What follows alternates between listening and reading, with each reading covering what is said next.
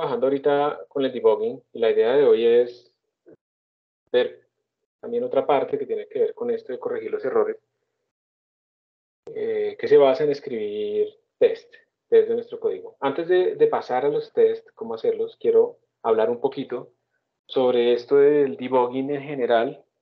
Esta presentación se la mostré al inicio, pero nunca la tocamos realmente. Pero me parece que tiene cosas interesantes. Esta es la presentación del profesor Axel Kollmeier. Y digamos que esto es importante verlo porque los bugs, los errores que uno comete en programación, pues no hay que corregirlo simplemente como, ay, estoy dividiendo por cero, entonces pongámosle esto más uno y sigamos. Eso son oportunidades de reflexión, ¿sí? Entonces uno tiene que parar un momento y tiene que pensar un poco, hacerse ciertas preguntas. Y como yo les decía, esto del debugging tiene ciertas aplicaciones en la vida real, ¿cierto? Si uno comete un error, pues también la idea es como tratar de ver por qué pasó eso. Entonces, digamos que si uno comete un error en programación o casi que en la vida, pues uno fue el que lo cometió, uno fue el que insertó ese error en el programa. No es que, es que este programa no hace lo que yo le digo. Al contrario, el programa hace lo que uno le dice. Lo que pasa es que tal vez uno no sabe decirle al programa lo que uno quiere que el programa haga.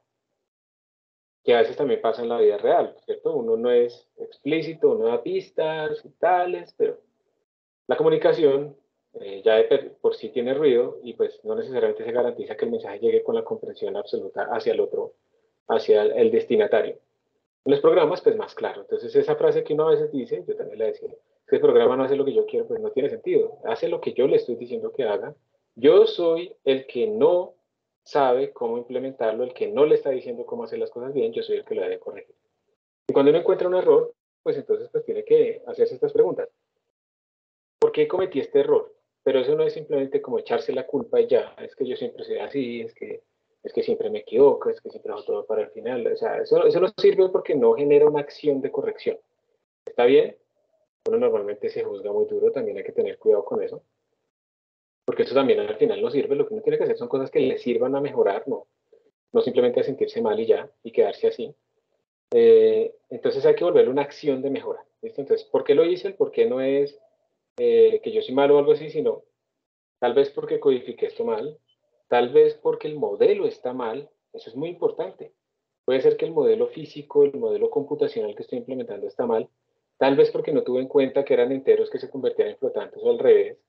Ese tipo de cosas son las cosas concretas, ¿listo? No una cosa general, sino algo concreto. Este error, ¿por qué fue que se causó este error en particular? Pero después uno puede hacer cosas más interesantes y que le ayudan a evitar cometer estos errores de nuevo. Por ejemplo, ¿cómo podría yo haberlo encontrado más rápido? ¿Sí? Entonces, ¿cómo yo podría hacer para que este error que se manifestó yo lo hubiera encontrado antes? No en este momento en que le estaba mostrando la tesis a mi director de tesis o alguna cosa así, o cuando ya hice todas las gráficas del póster o del artículo y entonces ahí me di cuenta del error y me tocaba volver a hacer todo. Entonces, ¿cómo puedo encontrar esto más rápido? Una de las formas de encontrar las cosas más rápido, pues es obviamente utilizar los sanitizers, ¿cierto?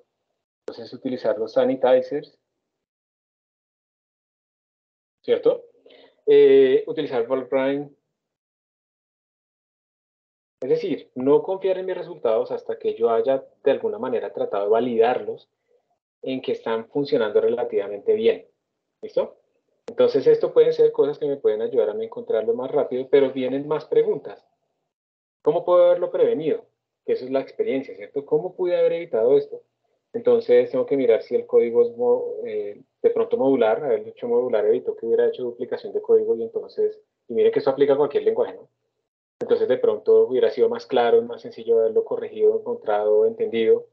También, por ejemplo, serviría disminuir el alcance o permisos de las cosas. Entonces tal vez estoy usando variables globales o cosas de ese estilo que me están haciendo que mi código sea muy vulnerable a cualquier tipo de error de este estilo. Entonces minimizar los permisos, separar concerns, digamos, separar como tareas, de modularizar mi código en tareas, funciones y en archivos incluso, para poderlos separar y que las cosas estén como aisladas unas de las otras, porque uno lo que debe pensar es que, digamos, el código que uno está haciendo en el lenguaje que sea, lo que está haciendo es cogiendo datos, transformándolos, cogiendo la salida, transformándola, etcétera, etcétera.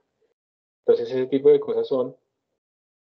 Y además, algo muy importante es, si yo tengo aquí un error que yo encontré, es muy importante prevenir que vuelva a suceder. Entonces, ¿yo cómo prevengo que eso vuelva a suceder? Esta es la magia de los tests. En general, todos los errores que yo encuentre y corrija se deben convertir en test de mi código, ¿sí? Cada error es un test y eso me está asegurando que este error no vuelve a pasar. Porque normalmente uno cree que pues, uno está haciendo como un código, digamos, el de la tesis, y eso va creciendo, va creciendo, va creciendo, y uno cree que uno nunca va a volver a tocar lo que ya escribió y eso es falso. Va a llegar un momento en que uno lo va a modificar y puede ser que reintroduzca un error, porque uno no se va a acordar absolutamente de todo. Pero si uno ese error lo tiene verificado en un test, cada vez que uno haga un commit, cada vez que haga uno un cambio importante, uno vuelve a correr todos los tests y se asegura de no haber introducido los errores viejos. ¿Listo? Digamos que eso se llaman regression tests. Estamos asegurándonos que no haya una regresión en nuestro código, que lo que ya hemos corregido siga corregido. ¿Listo? Entonces esa es una de las cosas para las que sirven los tests, entre muchas otras cosas. Y otra pregunta que hay que hacerse es esta, ¿no? Bueno, encontré este error acá, ¿será que hay otras partes de mi código que tengan ese mismo error? Y así le da uno pereza revisar, porque de todas maneras está botando los datos apropiados. Uno tiene que ir a hacerlo, uno tiene que revisar y tiene que corregirlo, ¿sí? Entonces, lo mismo, ¿no? Este comportamiento que yo tuve, lo estoy aplicando en otros escenarios, ¿cómo lo puedo prevenir? ¿Cómo puedo darme cuenta que estoy entrando en ese comportamiento que quiero corregir, etcétera, etcétera? Todo eso es, uno puede hacer un debugging sobre uno mismo, lástima que no existe GDB, pero uno también lo puede hacer. ¿Cómo no se puede hacer debugging? Pues estar como adivinando, ¿no? A veces uno está tan desesperado programando en la noche, cansado y todo eso, y empieza como a cambiar cosas al azar. Entonces, ¿qué pasa si no es X, sino X más uno? Si el full loop no va hasta menor que N, si hasta menor o igual. Ese tipo de cosas como al azar, eso no funciona, eso no sirve. Lo que casi siempre en lo que termina eso es que uno hace tantos cambios que al final hasta daña el código que medio funcionaba. Entonces, esa no es la idea. No tener un control de versiones. Uno normalmente empieza a probar, a probar, a probar y después cambia todo y si no tiene un control de versiones o la versión que funcionaba correctamente y no puede volver a ella, o bueno, correctamente con un solo bug y ahora tengo correctamente con 10 bugs. Entonces, pues la embarré, me tiré absolutamente todo. Entonces uno siempre tiene que tener como una forma de volverse en el tiempo. Para eso es el control de versiones. Como resolver esta cosa de lo más obvio. Entonces, si yo estaba viviendo sobre i y ahí vale a cero, entonces lo pongo sobre i más uno. Ya, pero ¿por qué? ¿Por qué y empieza desde cero? Tiene que empezar desde cero, es porque viene una fórmula, lo exige el modelo, pero si lo exigiera está viviendo por cero, ¿qué pasó ahí? ¿Qué fue lo que ignoré? Hay que preguntarse siempre eso. O por ejemplo, a veces pasa esto, que eso es terrible, que uno tiene un código que tiene un error, uno no sabe que tiene un error, esto le está dando cosas que parecen razonables, y después de que entrega la tesis va a se dar cuenta que el código tiene un error grave. Y uno dice, pero changos, o sea, ya los jurados me aprobaron y todo, pues yo no me voy a poner a decir nada porque me da miedo, pero voy a revisar. Entonces uno tiene que corregirlo y validar. De pronto el código tiene un error, pero que no invalidaba esos datos, que afectaba a otra zona, digamos, de producción de datos, pero no específicamente la más importante. Pero si están mal, pues hay que corregirlo, no solo por ética, que es lo más importante, sino pues porque uno está tratando de contribuir al conocimiento y pues los errores no van a ayudarnos en ese aspecto. O si por alguna forma mágica, entonces yo lo resolví de la forma más inmediata posible, entonces pues ya no quiero pensar más en eso. ¿Sí? Pues no, porque ese error puede estar duplicado en varios sitios. Entonces hay que tener cuidado con eso. Pues aquí el profesor habla de algunos bugs, pero son unos bugs raros. Por ejemplo, cuando yo lo corro normal a mi ejecutable, me aparece el error. Pero si le pongo banderas digamos, de debugging, como "-g", se desaparece el error. Entonces, a eso lo llamaba el Heisenbug. Y aunque esto pueda parecer extraño, esto sucede, ¿sí? Esto pasa en la realidad, uno ve estos casos y eso pues se está reflejando con una grandísima probabilidad un error grave en nuestro código, con una bajísima probabilidad un error en el compilador. Siempre hay que tratar, no, o sea, no podemos pensar que si esto pasa, entonces, no, es que el compilador está mal. Hay algo en nuestro código que está mal y hay que rastrearlo. Este es el otro que les decía, ¿cierto? Que uno encuentra que pues más o menos le está dando todo bien, pero hay un error como grave en el código que nunca se manifestó. Entonces hay algo en la lógica que yo todavía no entiendo. Hay algunos que son realmente no reproducibles. Ustedes se han dado cuenta que cuando me dicen, profe, es que no me sirve tal cosa, no me deja. Entonces yo siempre le digo, estoy seguro que el error no dice, no lo dejo, para que me cuenten el error, porque en el fondo yo lo que estoy tratando de buscar es reproducir el error que ustedes tienen para yo poder ayudarles a arreglarlo. Ya ha habido un par de ocasiones acá en que no he podido reproducir el error, entonces realmente no puedo ayudarles. ¿Sí? Entonces, hay algunos casos en que uno no lo puede reproducir, que, por ejemplo, hay casos de errores tan raros que son como que, no sé si ustedes han escuchado el problema del email que no llegaba a sitios que estuvieran a más de 500 millas. ¿Alguien ha escuchado ese error? Sí, claro. Ese es famoso, ¿sí o no? O sea, es raro, o sea, yo mando un correo desde mi computador y no me salen correos que lleguen a sitios que estén a más de 500 millas, pero pues eso no tiene sentido porque uno está mandando algo electrónico que no tiene que ver con la distancia, ¿no? Aunque si ustedes quieren modelar un poco eso de las cartas, cuánto se demoraban y demás, hay una aplicacioncita chévere que se llama Pony Messenger. Aunque esto es más para la gente vieja, esto para los jóvenes, eso no. Pero Pony Messenger simula un poco esa lentitud de escribirle la carta a alguien y hace que sea más reflexivo. Es como si ustedes, una persona que vive lejos, les envía una carta, pues se tuvo que sentar a pensar un poco, a escribirle, se demora un poco, se demora en recibir la respuesta, entonces es otro tipo de comunicación que a veces es un poquito más reflexiva. En todo caso, aparecen bugs así, aparecen bugs como que la base de datos deja de funcionar los viernes a las 3 de la tarde y solamente en verano, por ejemplo. Eso no tiene sentido, o sea, un computador, ¿cómo va a sentir que está en verano a las 3 de la tarde específicamente? Y resulta que en ese momento, a esa hora, la iluminación hacía que se reflejara en una ventana que estaba diseñada en cierto punto y alumbraba y sobrecalentaba una parte del computador que hacía que se dejara funcionar apropiadamente el circuito y entonces se reiniciaba. Cosas de ese estilo, pero que uno no puede como reproducir, ¿sí? Entonces eso existe y uno lo que quiere es que minimizar la probabilidad de que esas cosas sucedan. Entonces, uno lo que quiere son errores que pueda reproducir, que pueda rastrear fácilmente. Y, por ejemplo, cuando se utilizan números aleatorios, por eso es importante utilizar semillas para que sea reproducible mi secuencia y yo pueda, pues, seguir adelante. Entonces, esto, digamos, era como esa partecita de la que quería hablar en ese momento. Y ahora sí, pues vamos a hablar de los test. Entonces, lo más importante es que nosotros encontramos un error, ¿sí? Tenemos un error y ese error vamos a corregirlo y lo vamos a meter en un test. Digamos que el error era que el factorial, por ejemplo, de menos 1 nos daba, no sé, nos daba 1. Y sabemos que el factorial de menos 1 no está definido. Entonces es un error. O hagámoslo más fácil para no meter excepciones. Digamos que le ponemos el factorial de 1 y eso nos daba 0. ¿Sí? Entonces eso está mal. Pues bueno, corregimos la función factorial, pero ojo, no hay que quedarnos con eso. Tenemos que crear un test que verifique de ahora en adelante que el factorial de 1 siempre nos tiene que dar 1. No solo es corregirlo, hay que escribir el test que siempre verifique esto. De tal manera que a medida que pasa el tiempo, cuando nosotros vayamos haciendo más y más y más cosas con nuestra función factorial, podamos ejecutar estos tests y verificar que nuestro código pues está funcionando apropiadamente. ¿Puede uno verificar todos los posibles errores que tenga un código? Pues no, ¿cierto? O sea, crea como infinitas posibles combinaciones realmente. Entonces uno no puede hacer eso, pero pues uno sí puede verificar que no se repitan los errores que ya corrigió. Eso es lo primero.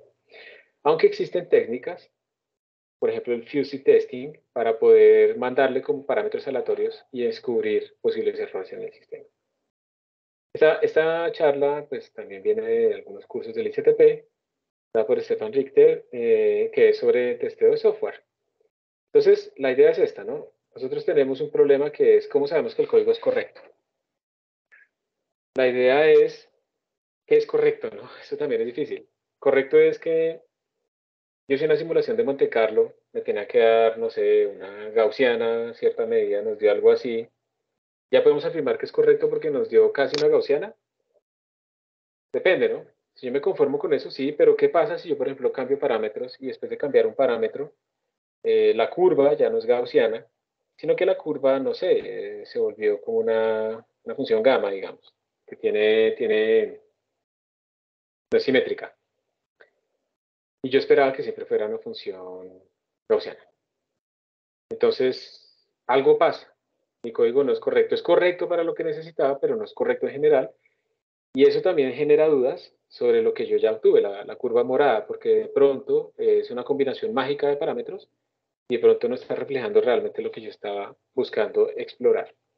Entonces, eso de definir que es correcto no es simplemente que corra, que compile, que ejecute, que bote datos y que me bote los datos que esperaba para ese caso de prueba, sino que sea un código como adaptable a diferentes escenarios y siga siendo correcto en esos casos.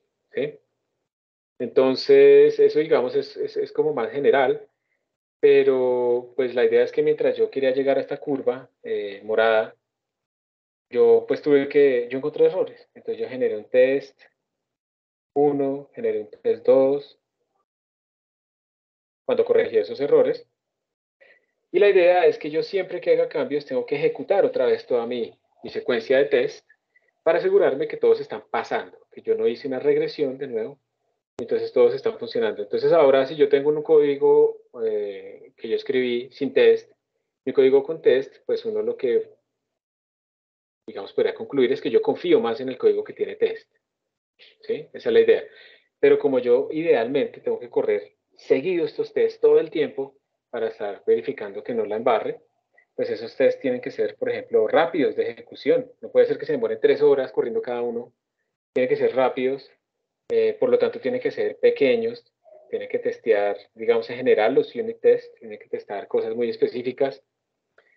Y tiene que ser fácil compilarlos y todo ese tipo de cosas. ¿Sí? Y lo más ideal, pues que sean automatizados también.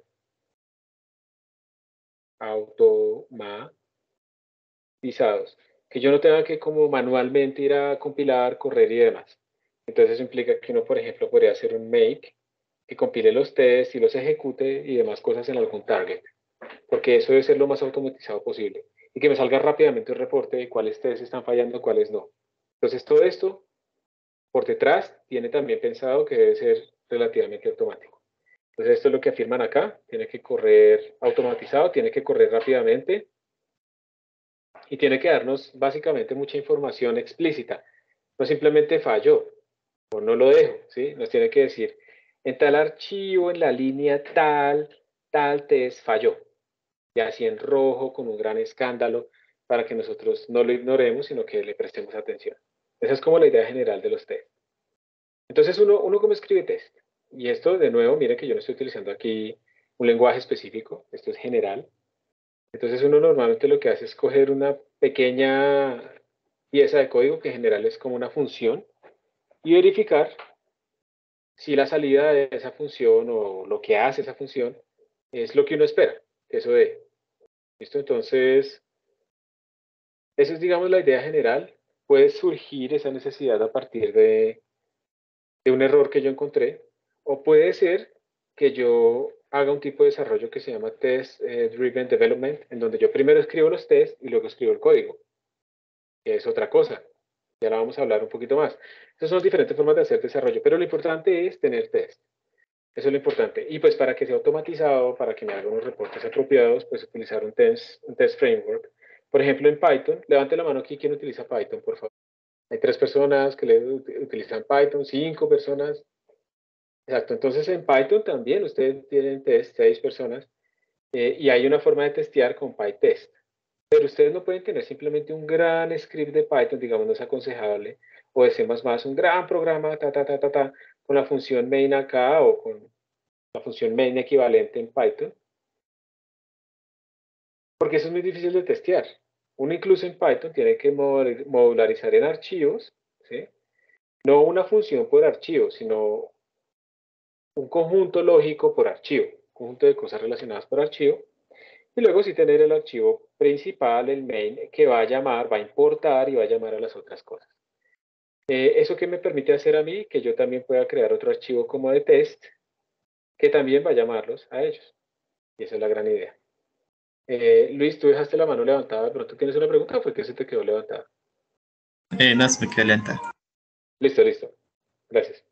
Entonces esa es como la idea, pero pero digamos que lo fundamental acá, para resumir, es debemos escribir test, especialmente cuando encontramos errores en nuestro código, pero esos tests deben ser simples, deben ser sencillos y deben ser rápidos de ejecutar.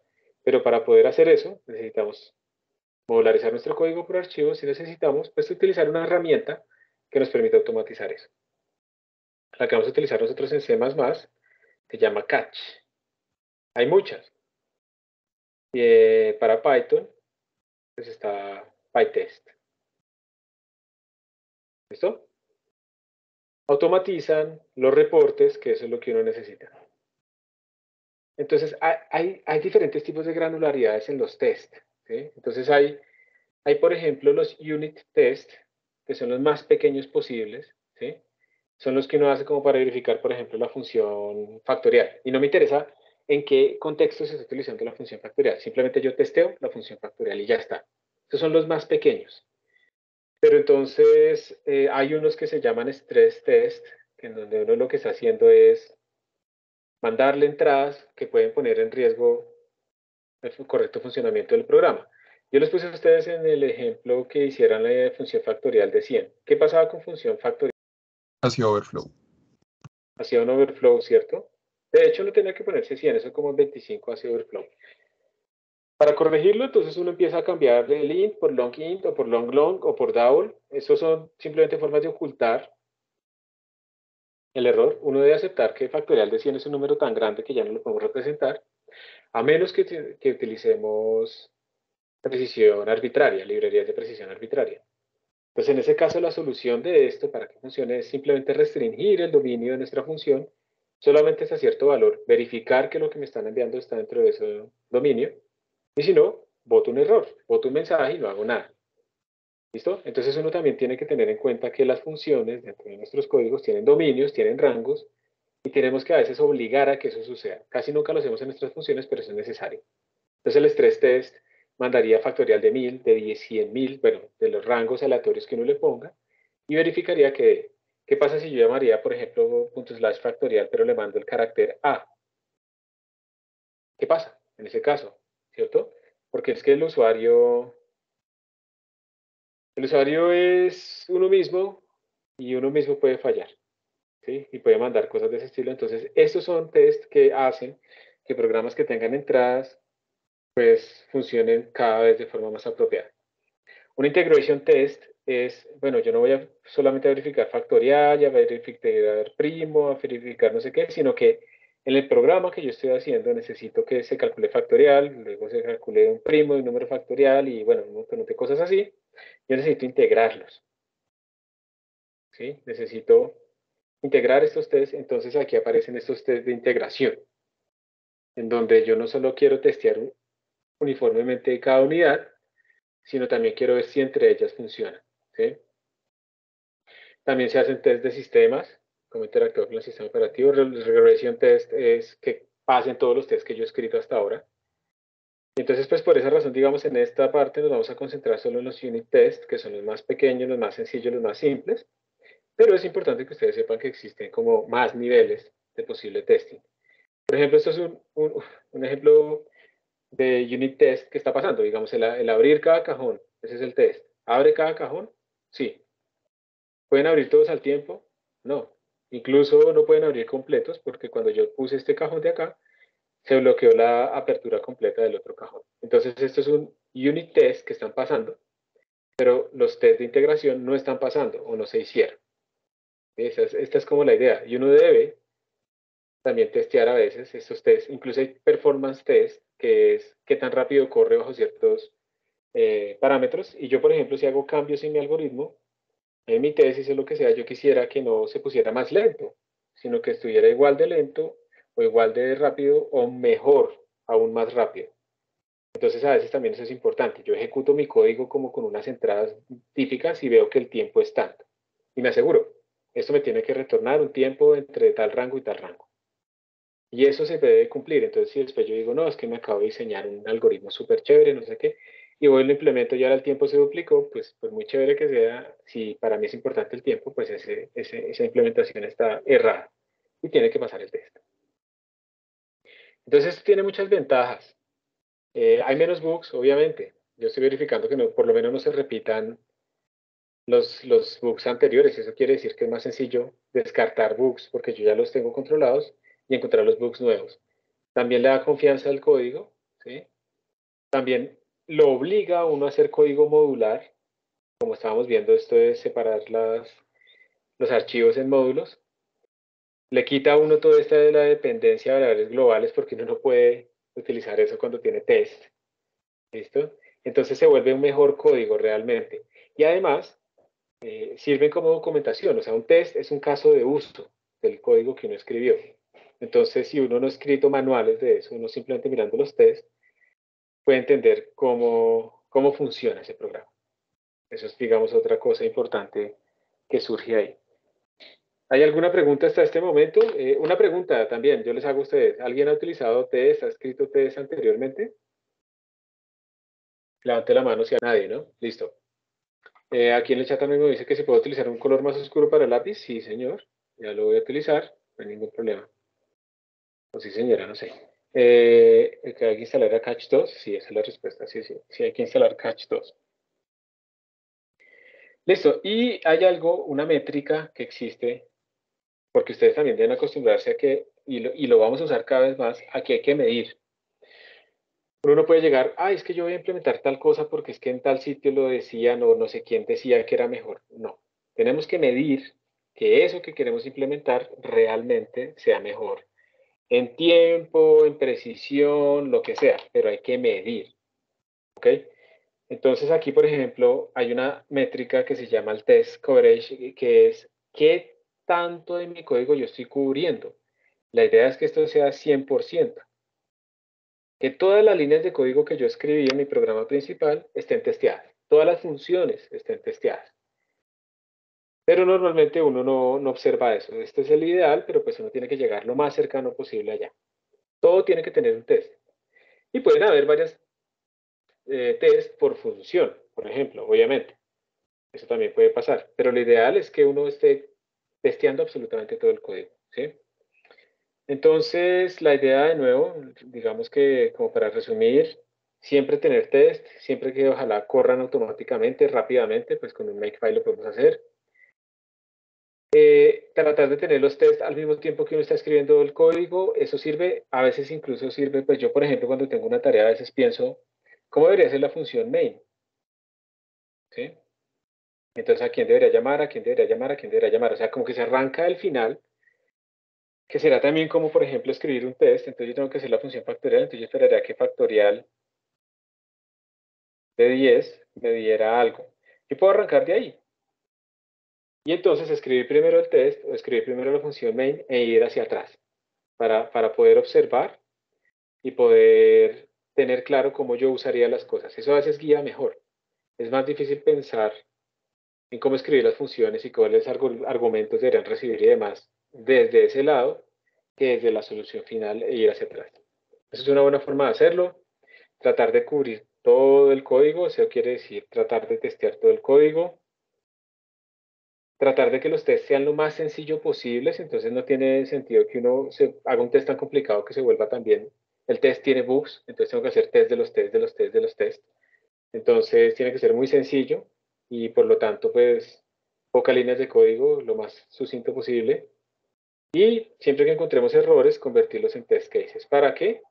Para que no volvamos a repetirlos a futuro. Eso es como la parte principal. Hay otras cosas, como los text features, los mockups, que es cuando uno utiliza, por ejemplo, clases, entonces uno hace una clase dummy para hacer ese testing, pero eso pues no lo vamos a mirar acá. Y entonces, digamos que si ustedes quieren hacer testing en Python, tienen las librerías como PyTest, ¿listo? Incluso la librería estándar de Python incluye este unit test y el doc test, donde ustedes dentro de la documentación, la doc string de la documentación de una función, pueden escribir los tests que quieren que se ejecuten. ¿Listo?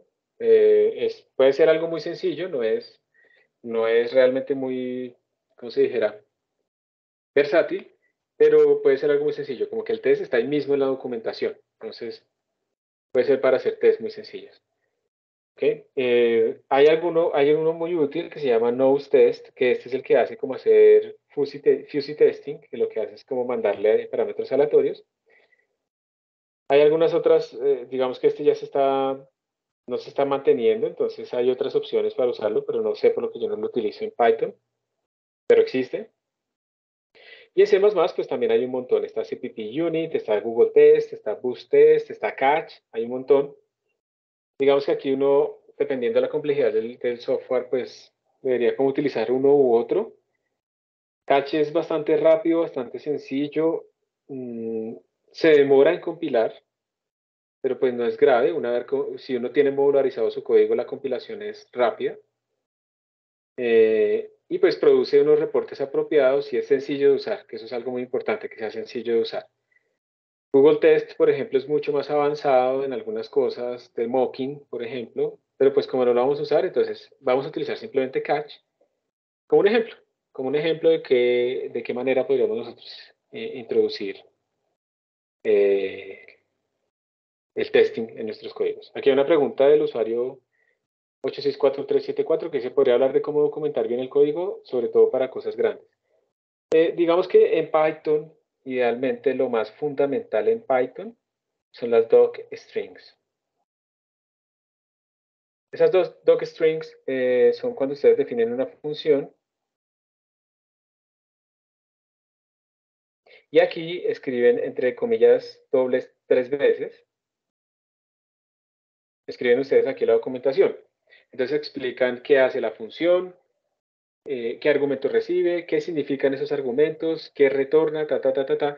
Y es posible utilizar algunas utilerías, que no me acuerdo en este momento el nombre en Python, cómo se llaman, que permitan leer este tipo de documentación y generar como un HTML con la documentación. Entonces aparece aquí la función, se lee el docstring y entonces el docstring se parsea, se procesa para que se genere pues un HTML con la misma descripción, pero pues más bonita. ¿Listo? Entonces esta es como la fundamental. Uno debería siempre utilizar las docstrings, no solo por hacer documentación para otros, sino para uno mismo, para uno entender qué está pasando. En C++, por ejemplo, existe algo que también implica que uno dentro de las funciones escribe los comentarios al código de cierta sintaxis. Entonces uno le pone como, yo no me acuerdo bien, pero creo que es // el símbolo menor y uno le escribe cosas. Y de nuevo, Doxygen después uno lo ejecuta sobre el código y le produce un HTML que es fácilmente navegable.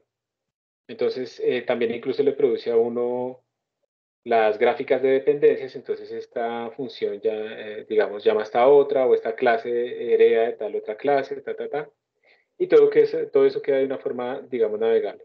Entonces, lo fundamental son los comentarios, al menos dentro del código. Eso es como lo fundamental.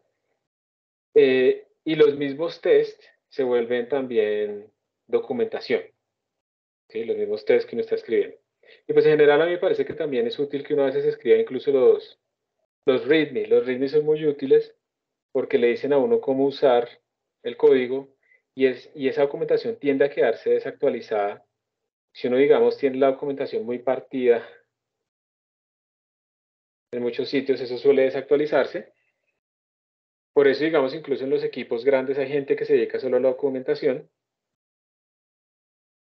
pero tener al menos un README que diga cómo se usan las cosas puede ser útil. Y no sé si ustedes han visto cuando yo utilizo el org mode en Emacs, por ejemplo. El org mode me permite a mí escribir como letras, o sea, texto normal, escribir código fuente, escribir texto, y esto se llama como programación literal. Uno puede estar explicando aquí cosas, luego exportar este CPP y revisar que lo que uno está diciendo o explicando funcione, y esa podría ser otra documentación. O sea, hay un gran documento de donde se generan los CPPs o los .py, ¿sí? Y entonces ahí mismo está embebida la documentación. Pero realmente lo que es más común, pues es esto que les estoy mostrando. Entonces, acostumbrémonos siempre a que si hacemos las funciones, escribir un docstring, escribir un comentario que indique qué hace, qué argumento recibe y todo ese tipo de cosas. Los nombres de las funciones son también autodocumentación, los nombres de los archivos son también autodocumentación, la organización del sistema también del sistema de archivos también es una documentación. Entonces, básicamente en eso es donde, digamos, son como los primeros pasos que uno debe tener. Y los test, que son evidentemente la documentación de uso, que es lo que muchas veces la gente quiere. No quiere tanta carreta, sino que quiere saber cómo usarlo.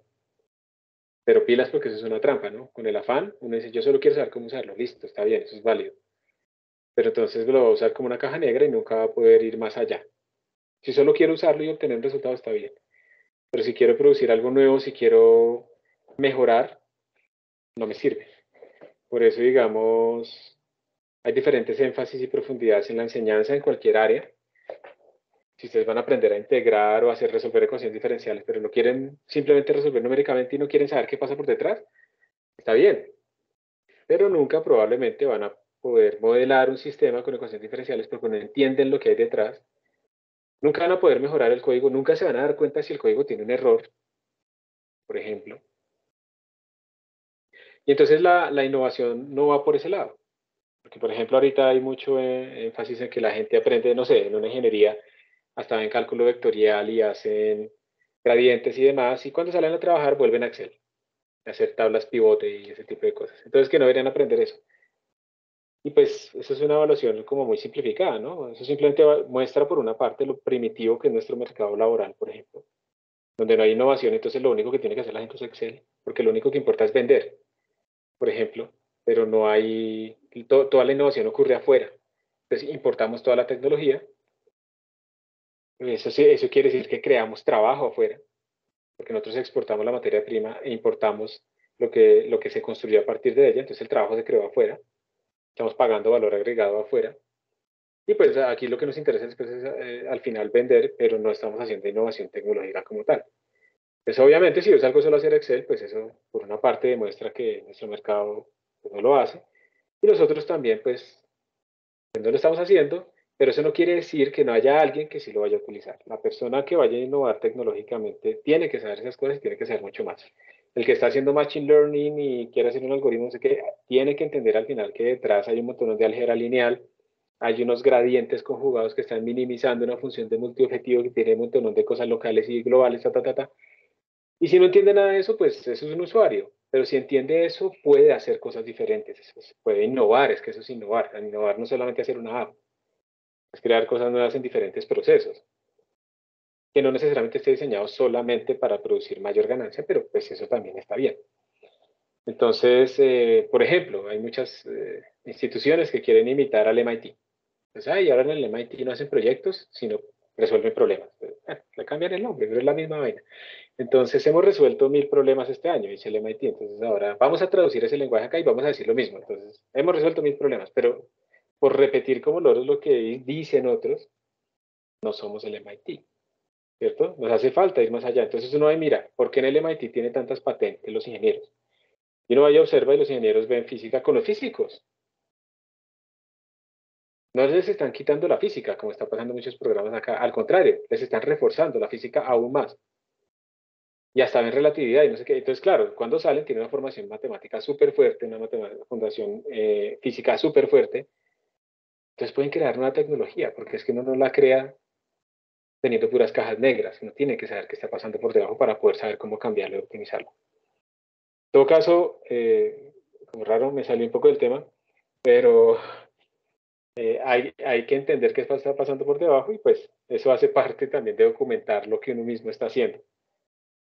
Porque no sé si a ustedes les pasa, pero a mí sí me pasa que yo escribo un código y después lo vuelvo a revisar y o no entiendo qué hace o me avergüenzo de cómo lo hice, porque digo, no, pero yo sí es que no aprendo, ¿no? O sea, está tan mal implementado que podría haberlo hecho mejor.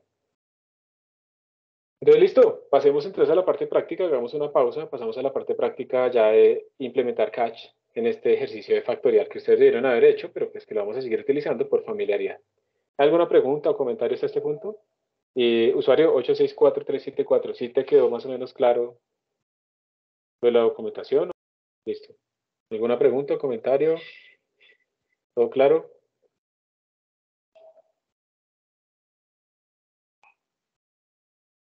Eso me recuerda a una gente de ingeniería de sistemas que se quejaba por ver física mecánica básica porque no lo iban a usar nunca.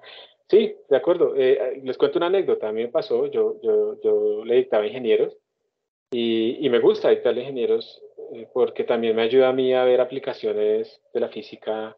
Entonces, por ejemplo, en física mecánica utilizaba Blender, que es un programa para hacer, se pueden hacer películas como las de Pixar en Blender, pero tiene un motor físico, entonces yo utilizaba ese motor físico para demostrarles el efecto de la fricción, el efecto del coeficiente de restitución, entonces era una cosa rara, ¿sí? Pero para ellos la primera es ver como interactivo una cosa así. Entonces eso es útil porque uno se reta también en esos casos. Pero resulta que también tenía ingenieros del área de sistemas que me decían, profe, pero yo para qué tengo que ver física y mecánica si yo soy de sistema. Y es que es tan sencillo, o sea, digamos, si un estudiante a mí me dice para qué me sirve eso, ya uno se predispone un poco con esa pregunta porque es que yo no les puedo decir ni siquiera a ustedes, ¿sí? Yo no puedo decirle Daniela, Mateo, Luis, José Esteban, ustedes van a utilizar este conocimiento en tal punto de su vida o algo así. Yo no les puedo asegurar eso. Porque si yo no tengo ni idea de qué es lo que van a hacer ustedes. En la universidad no les está dando unas herramientas para que ustedes salgan lo mejor preparados posibles, pero cada uno va a tomar una vida diferente, un camino diferente, y van a usar ciertas cosas. Y no van a usar las mismas cosas entre ustedes. Entonces, que porque Mateo utiliza cierto conocimiento y no el otro, conocimiento A y no el B, entonces Mateo puede afirmar que el B es innecesario. No, porque de pronto Juan Gabriel está utilizando el conocimiento B. ¿Sí? Y ustedes tienen que tener una idea general, no son especialistas, se van especializando, pero en general tienen que tener una idea. Entonces, ¿qué pasa con este ingeniero? Bueno, o con un estudiante que le pregunta para qué me sirve eso, pues que no la está viendo bien, porque es que ustedes van a ver tantas cosas que no solamente es como la visión lineal y de primer orden de si yo no uso esto no me sirve, sino por ejemplo cuando ustedes programan o resuelven un problema de física o de matemáticas, ustedes están estructurando su cabeza para pensar de cierta manera. Están fortaleciendo unas redes neuronales reales en su cabeza que les va a permitir resolver problemas análogos después y pensar de forma estructurada después. No hay que quedarse con que si yo hago una integral con la sustitución trigonométrica y eso nunca lo volví a hacer, no me sirvió. No, señor, porque es que usted, para hacer esas integrales, tuvo que generar unas estrategias de solución. Tuvo que pensar en una estructuración y en una partición de ese problema en pedazos pequeños interactuantes. Y esa formación es la más fundamental. Y eso no se va a aprender eh, si no lo hace, si no lo practica o si no lo ve, o en un solo curso. Porque sinceramente, o sea, yo digo eso, o sea, si yo pudiera decirles a ustedes, miren, chicos, ¿saben qué? Yo tengo pereza de dictar clase, leanse esta diapositiva del día anterior a un examen y nos vemos el día del examen. Si así se pudiera enseñar todo, créanme que uno de profesor no se podría a tenerlos en un semestre estudiando, que el conocimiento se pudiera adquirir así de fácil. Así no funciona, actualmente la tecnología tampoco funciona así, y ustedes tienen que estudiar. Entonces, así volviendo al punto específico, el estudiante me decía que para qué le servía eso. Yo le dije, bueno, ¿sabes qué es Tesla?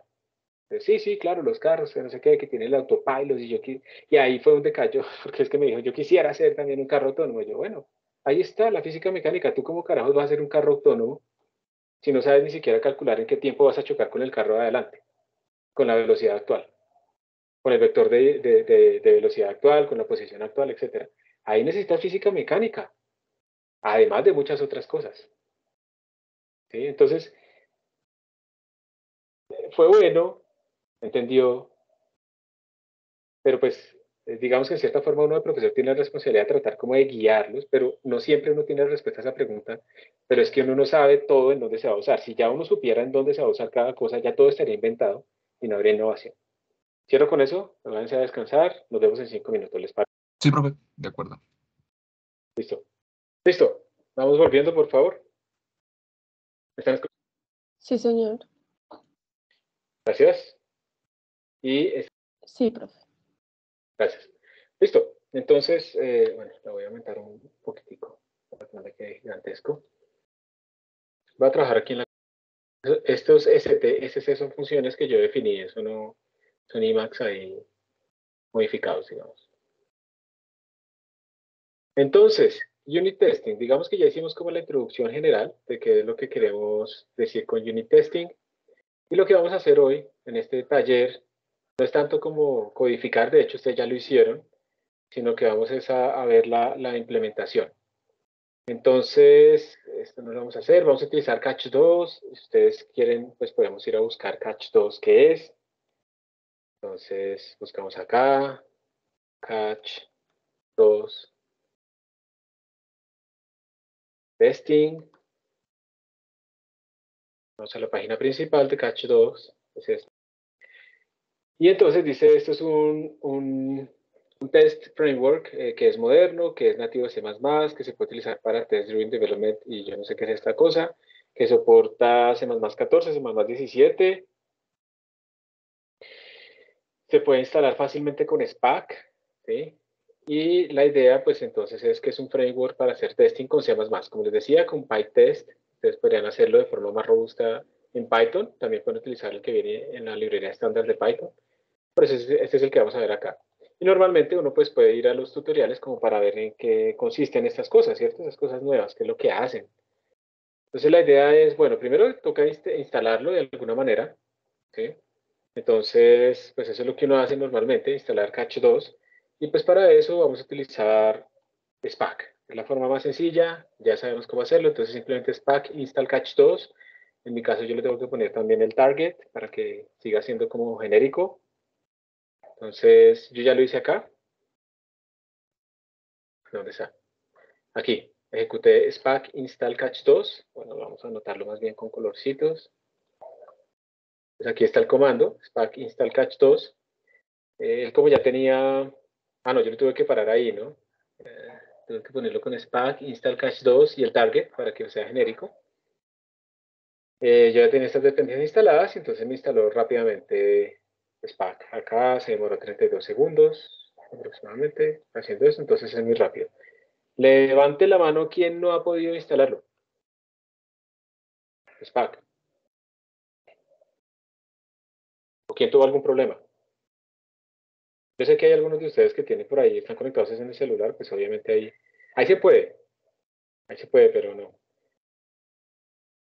Por si acaso, si quieren saber cómo hacer SSH desde una tablet o desde el celular, la aplicación que yo utilizo se llama UIS SSH, me parece buenísima. Y ustedes también pueden instalar, ¿qué? No olvidé el nombre en este momento, como Tailscale, en celulares o en tablets, entonces se podría conectar a la sala desde la universidad, desde su celular o desde una tablet. ¿Ok? Se podría hacer, por si acaso. Entonces, bueno, eso ya lo instalamos, ya pasamos de ahí. Levante la mano si alguien necesita esperar un minuto más para tener Spark instalado en su sistema. ¿Nadie? ¿Listo? Entonces ya pasamos de ese punto de instalación. Y ahora, pues entonces vamos a ir a nuestro ejemplo del tutorial. Esto es un programa de ejemplo directamente de cómo funciona Catch, ¿sí? Catch 2. Entonces aquí está directamente, pues digamos, todo lo que necesitamos. Vamos a probar que esto corra. Yo voy a, no sé si esto yo lo puse, me hacen un favor, me confirma si en el repositorio existe el archivo que se llama exampletest.c. Sí, profe, ahí está. Ah, perfecto. Entonces miren, entonces este es el archivo de ejemplo. Está utilizando una función factorial, no es la misma de nosotros. Pero la idea es que así podemos probar con Catch. ¿Qué es lo que hace Catch? Lo primero es lo siguiente. Tenemos que, evidentemente, incluir, de alguna manera, esto es lo que busco, tenemos que incluir catch.hpp, de alguna forma. Creo que aquí lo escribí mal porque esto no es con codes. Aquí la embarré. Tenemos que incluir el encabezado de Catch. Catch es algo que se llama una header only library. Quiere decir que todo está aquí metido dentro de este encabezado. Y entonces uno no tiene que enlazar, solo compilar y ya. Si, miren que aquí no hay una función main, ¿sí ven? Aquí no hay una función main. Eso quiere decir que entonces aquí Catch está incluyendo, cuando hacemos esto, está incluyendo la función main. Bueno, eso quiere decir que si ustedes escribieran aquí en algún sitio de su código, de este código int main no sé qué, van a tener un error. Porque Catch con esto ya está incluyendo la función main y entonces tendríamos dos funciones main y eso sería un error. Bueno, entonces digamos que eso es lo que no queremos hacer. Se define una función, la función factorial, que es el ejemplo típico, y se define un caso de prueba. Esto es un testing con Catch. Entonces, un test case acá se tiene como un título, un nombre, se le pone como una documentación de la función que está testeando, que sería esta misma función, ¿sí? Hay una relación ahí de nombre. Y entonces uno le pone, por ejemplo, los requires. Hay muchas cosas que uno puede poner acá, unos macros, unos nombres. En este caso uno está requiriendo obligatoriamente que si uno llama a la función factorial de 1, se le retorne el número 1. Que si llama al factorial de 2, le retorne 2. Que si llama al factorial de 3, le retorne 6. Y que si llama al factorial de 100, le retorne esto. Eso pueden ser casos que yo encontré, que en algún momento el factorial de 3 no me daba bien, entonces lo puse como un testing. Pero observen que es muy sencillo, ¿sí? Es muy, muy fácil, muy sencillo. Entonces, pues ahora tratemos de usarlo. Tratemos de usarlo para ver cómo nos va. Lo primero que podemos hacer es tratar de compilarlo directamente. Example test. Y me sale esto. ¿A ustedes también les sale un error así? Si lo tratan de compilar. Sí, a mí me da el mismo. El mismo error, ¿cierto? ¿Qué quiere decir? Que no encuentra este encabezado. Entonces, ¿qué tenemos que hacer? Cargar catch. Cargar catch. Entonces, yo voy a primero a poner el environment de SPAC. ¿Listo? Si ustedes en algún momento quieren volver en el historial, ustedes pueden escribir control R. Voy a poner acá caster para que vean las teclas que estoy escribiendo. Entonces ustedes pueden buscar en el historial con control R. Listo, allá abajo apareció, yo lo que hice fue control R. Y pueden buscar todo lo que diga source. Y eso les va apareciendo ahí lo que ustedes están buscando. ¿Listo? Entonces de esa manera pueden rápidamente llegar a esos comandos viejos sin tener que hacer una flecha hacia arriba muchas veces. Bueno. Entonces ya hice esto. Ahora lo que voy a decir es SPAC. Voy a mirar en Find qué tengo instalado antes de seguir. Entonces con SPAC tengo instalado Catch. Miremos a ver. Ahí está. Catch en esta versión. Entonces lo voy a cargar. SPAC load catch 2. Y ustedes por favor pues hagan lo mismo. Ya como dice Andrés, es oro ese comando. ¿Te refieres al control? Hay uno incluso mejor, creo que es FZF, pero no está instalado acá. Después lo voy a instalar y les voy a mostrar. Bueno, levante la mano quien quiere que esperemos un momento para que pueda cargar catch. La idea es que esto está ayer, o sea, yo hoy sí quiero hacer énfasis en eso. Yo normalmente espero que ustedes estén haciendo lo mismo. Pero, pues quiero saber. ¿Hay alguien que necesite que esperemos un poquito? Levante la mano. Bueno, parece que no. ¿Cuál sería la diferencia entre usar catch y una función con hacer que evalúe ciertas cosas? Digamos, de forma primaria no hay diferencia, pero catch te va a generar a ti un reporte. La función hacer simplemente para en el primer error y ya. Y te dice de pronto, te dice la línea y ya está. Pero es un reporte muy plano. Ya vamos a ver que catch te va a generar un reporte donde te dice cuántos test pasaron, cuántos test no pasaron, qué línea fue, qué valores fueron también los que están ahí. Digamos que tú con un assert simplemente dices hacer esto igual a esto. Con catch, por ejemplo, te va a decir eso no se cumplió, que esto fuera igual a esto. Y además el algoritmo que retornó, el valor que esto retornó fue tanto, porque eso es información extra que nos está dando. Entonces es mucho más elaborado. ¿Listo, Anónimos? Esa es como la idea. Entonces ya lo cargué. Voy a volver a compilar. más example.test. ¿Qué pasa? Pues que a pesar de que lo cargué, esa ruta no es, ¿cierto? Entonces, vamos a mirar algo. Digamos, ¿cómo saber dónde encontrar los encabezados? Catch HPP. Una variable de entorno que siempre se escribe o se setea cuando hacemos SPAC load o module load es esta de make prefix no sé qué cosas. Entonces miren que aquí me está diciendo que catch está instalado por allá en ese sitio. Yo lo voy a copiar. Presten atención en este momento. Le voy a preguntar qué hay allá. Entonces miren que aquí me está diciendo que hay 3 carpetas. Voy a preguntarle qué hay en cada carpeta. Hay una forma de hacerlo así o yo lo puedo utilizar el comando tree. Entonces esto de tree es chévere porque me dice como el contenido de cada cosa. Entonces miren que me está diciendo que hay una carpeta llamada include. Y ahí dentro de include está catch 2. Y dentro de catch 2 está lo que yo estoy buscando. ¿Se acuerdan que yo estoy tratando de incluir una que se llama catch HPP? Entonces esto me está indicando que esta es la ruta que yo debo utilizar. ¿Sí? Esto es lo que me está indicando es que esta es la ruta. Entonces debe ser como un catch 2, catch HPP. Este es el nombre del directorio y ya. Miren que en la librería no hay librería realmente y hay otras cosas útiles porque con Catch 2 uno tiene unas cosas para GDB y también hay unos documentación. Bueno, hay muchas cosas que pueden ver ustedes ahí dentro de la carpeta rápidamente, pero entonces lo más importante era esto, esta ruta. Esto es lo que me está sugiriendo y esto lo quiero hacer así, lo estoy haciendo desde cero para que ustedes vean cómo corregir esos posibles errores. Eso lo que me está diciendo es que tengo que venir acá a este include y ponerle catch 2. Esa será como la ruta base. ¿Está bien? Entonces lo voy a hacer así, voy a guardar. Vamos a mirar si ya se actualizó acá el bat que yo tenía por ahí. Entonces observen que sí, ya apareció con catch 2, no sé qué. Y ahora lo voy a tratar de compilar. Listo, todavía me bota este error. ¿Qué pasa? Que igual no lo hemos cambiado en el código. Yo ya lo cambié en el código, mira. Yo ya lo puse acá, arriba. Mira, ya lo puse. Pero más o menos es por ahí, digamos que todavía por alguna razón nuestro compilador no está buscando en esta ruta. Pues miren, hay dos formas de solucionar esto. ¿Ustedes se acuerdan que en el examen nosotros utilizamos algo llamado pkgconfig? ¿Sí lo recuerdan o no? Sí, señor. ¿Y saben para qué es eso? Yo creo que no, ¿cierto? Entonces, miren, pkgconfig nos retorna información acerca de librerías o comandos instalados, como nos está mostrando aquí el man. Habían unas barreras, ¿sí? Pero entonces, miren que aquí hay unas banderitas que nos dicen a nosotros como cierta información de cierto programa.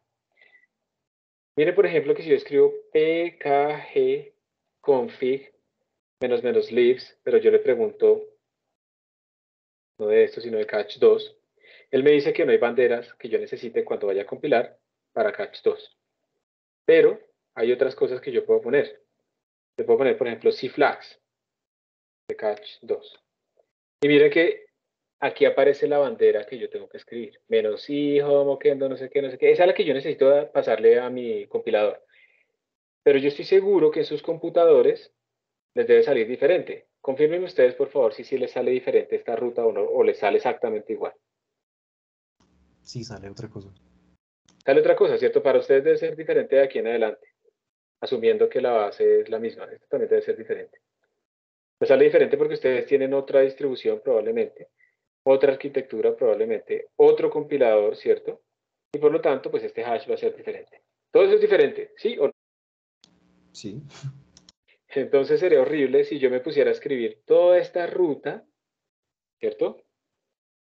En mi línea de comando y guardarla en el makefile así. Si yo me pongo a escribir todo esto así, G++, copio todo eso acá, voy a quitar esta cosita, y le pongo aquí example, ¿cómo era que se llama? Test, ¿sí? Y compilo así.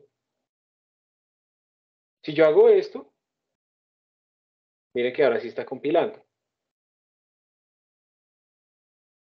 Y compiló, ¿listo? Y ahí me generó un ejecutable. Pero esta forma de hacerlo es una forma que no es portable, porque esa ruta va a cambiar. Entonces lo mejor es reemplazar esto por el comando que lo generó. Valor del comando que está aquí adentro. pkgconfig -cflags, ¿era que decía? cflags de catch 2. Mucho más corto, más general. Eso fue lo que ustedes vieron en el examen. Y también compila. Y si yo ahora ejecuto, miren que esto es lo que sale con catch. Me sale un reporte donde me dice que, por ejemplo, todos los assertions que estamos haciendo en un test case han pasado. Esto es lo que hace catch, nos genera un reporte. Entonces les pido a ustedes, por favor, que escriban este mismo comando, lo compilen, les debe compilar, lo ejecuten y les tiene que salir exactamente lo mismo que yo. Un minuto para que lo hagan y me digan si sí. Sí, profe. Sí, lo mismo. Perfecto. ¿Alguien tiene algún problema para poderlo resolver de una vez? Sí, a mí no me está funcionando. ¿Puedes compartir pantalla? Sí, ya. Espérate, yo tengo Creo acá. que ya hay. Ahora. Eh, Ahí creo que ya estoy compartiendo pantalla. Espérate un momentico. Todavía no aparece nada. A mí no me aparece nada. Yo no sé si a alguien más sí le aparece algo. No, pues no, es que no estoy viendo que me salga el icono para compartir pantalla. ¿Será que hay un problema de permisos? Déjame ver. En options, who can present everyone. Sí, aquí no hay restricción. ¿Tú conoces el icono? ¿Cuál es? Sí, es que ya lo he hecho antes, pero no sale. O sea, ¿no te sale en tu Teams? Sí. ¿Alguien más puede tratar de compartir pantalla para ver si es un problema general o específico?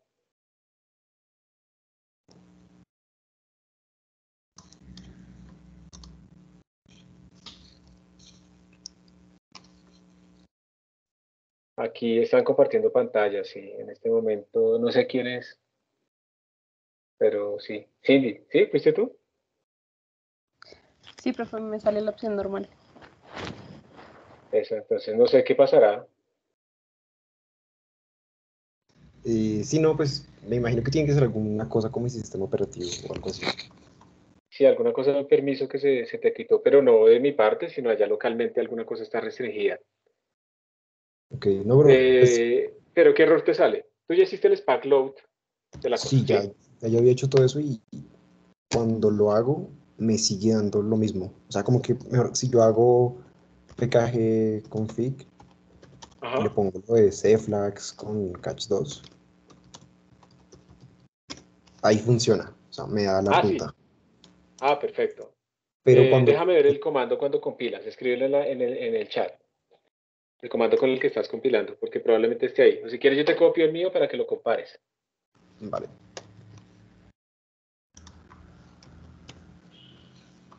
De pronto te falta.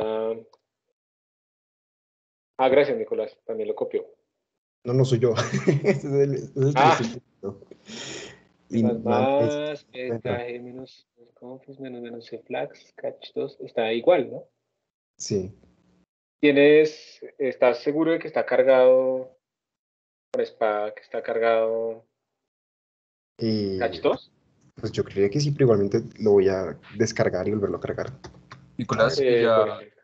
ya cambió el código, que toca ponerlo con Ah, cosas no, sí, sí, sí, sí. Así en el Eh, código hay que escribir en el include, hay que ponerle catch 2, catch.cpp, una cosa así, ¿cierto? es que es 2, listo, ya voy. ¿Qué es Ahora ahí? sí debe ser.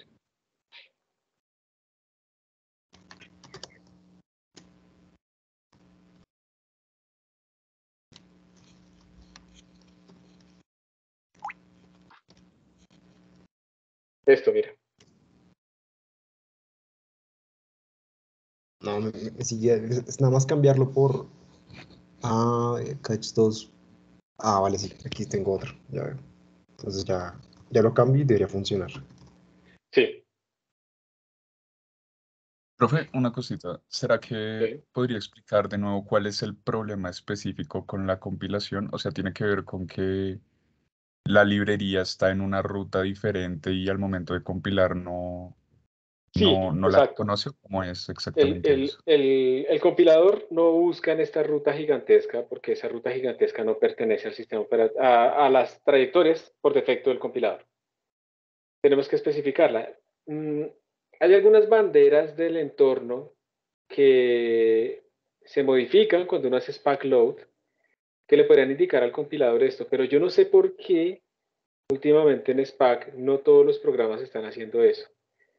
Entonces, cuando yo hago este comando acá, este comando es muy útil porque pkgconfig, que ahora está leyendo a SPAC porque lo tengo cargado, me dice toda esta bandera cuánto debería valer. Entonces yo se la pongo acá directamente y entonces con eso le estoy diciendo al compilador, este menos I mayúscula le está diciendo en dónde ir a buscar las cosas. ¿Listo? Entonces si tú recuerdas cuando hicimos el tree, mira que en ese directorio gigantesco hay una carpeta llamada include y ahí está catch2, catch hpp. Entonces por esa razón, mira que aquí está el include, por esa razón en el código tenemos que ir a catch2, catch hpp. Nuestro compilador va a ir a buscar en este directorio una carpeta llamada catch2 y ahí adentro el catch.hpp. Entonces, Ok, pero básicamente por eso. por qué eso, digamos, no sucede con Eigen o con otras librerías en donde o sea, porque Spack Yo creo manda que, yo creo unas que la pobladas. fórmula de SPAC para Eigen ya o sea, modifica esa bandera que creo que se llama include path o algo así, modifica esa variable de entorno que ya le indica por defecto al compilador. Pero en este caso, la fórmula que crea catch2 no hace eso. Miremos un momentico, a ver, una cosa mientras escuchamos a Nicolás. A ver, SPAC edit Eigen. Vamos como a editar supuestamente la fórmula de Eigen. Si abre rápido, yo no sé en qué está abriendo esto porque se demora tanto. No sé qué pasó. Ahí está. Entonces, esta es la fórmula de Eigen. Si uno quisiera como aprenderlo, esto no es tan difícil de escribir, obviamente va aumentando cada vez más de complejidad. Yo quiero ver aquí, si de pronto aquí se ven las variables que esto... Mira, entonces mira que aquí está diciendo, hay una variable llamada cpath y quiero que incluya el prefix de Eigen. Entonces, esta variable cpath, esta la buscan los compiladores. Y si tiene esta variable el cpath un valor, entonces el compilador va y busca en esos directorios. Entonces mira que Eigen sí lo hace. ¿Listo? Empecemos por ahí. Ahora miremos la de, ¿cómo se llama esto? Catch2, ¿no? Entonces, bueno, tiene su complejidad ahí. Vamos a seguir mirando. Muchas versiones. Muchísimas. Entonces miremos si hay alguno. Este es el instalación, este es el build, este es el CMake. Mira que no hay ningún sitio en donde veamos que él está añadiendo el prefix al cpath. ¿Sí ves? Sí, profe, Entonces sí en veo. O este, sea, eso es como, eso es un código en Python, ¿cierto? es un O sea, código eso en es como el Python script que que usa para guardar las cosas o algo así. ese es el script que configura la fórmula de SPAC, perdón, de catch. Entonces le indica cómo instalarlo, le indica qué correr, cómo hacer ciertas cosas, ¿listo? Pero también cómo modificar el entorno. Entonces uno podría incluir aquí una función que modifique el entorno apropiadamente y proponerlo como un patch para esta fórmula. Pero eso es lo que pasa, que la fórmula no lo está haciendo. Entonces por eso nos toca en esta fórmula particular hacer esto. ¿Listo? Ok, ok. Es por esa razón.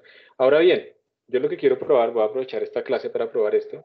Voy a descargar Pack and Load, voy a descargar absolutamente todo. ¿Listo? No hubo problemas, todo descargó. En este momento no tengo nada en mi entorno, ¿verdad? Resulta que, yo no sé si ustedes recuerdan, pero cuando yo les hablé de SPAC, SPAC no solamente instala, sino que interactúa con un sistema que se llama sistema de módulos. Los módulos son similares a SPAC en el sentido en que yo cargo o descargo cosas del entorno. SPAC además instala cosas, pero los módulos son los que uno entiende, son los que uno encuentra principalmente en los clusters, en los sistemas de High Performance Computing. SPAC interactúa con ellos, cuando uno hace el source, SPAC, no sé qué cosas, SPAC le añade la ruta de SPAC a esos módulos y eso es lo que quiere decir al final, es que los programas instalados con SPAC quedan expuestos a los módulos. Entonces, el comando de los módulos es este, y yo le puedo preguntar cuáles módulos hay disponibles, y si ustedes se dan cuenta, en este momento me salen todos los módulos de SPAC acá, ¿sí los ven? Obviamente con estos nombres gigantescos, eso sí es lo maluco. Hay algunos otros que salen con este B4 que habíamos visto anteriormente, y si uno instala módulos de forma nativa, pues también van a aparecer acá. Entonces miren que otra forma, en vez de utilizar SPAC Load Catch2, es utilizar los módulos. Y yo me he dado cuenta, no sé por qué, cuando uno utiliza los módulos, como que el prefix cambia. Quiero hacer ese experimento, no les aseguro nada, voy a tratar de hacer el experimento. En vez de utilizar SPAC Load Catch2, voy a utilizar Module Load Catch2 y vamos a ver si funciona sin el pkg config. Entonces, miren que me tocó correrlo, module load catch2, pero miren que me toca ponerle como todo este nombre larguísimo, ¿listo? Todo, no le puedo poner una parte, me toca ponérselo todo. Lo copio y lo pego, ya lo cargué, y voy a tratar de compilar, pero sin este pkg config. Voy a ver, eso es un experimento. Ya, me sale lo mismo. Entonces, no pasa nada, da igual, y eso me alegra.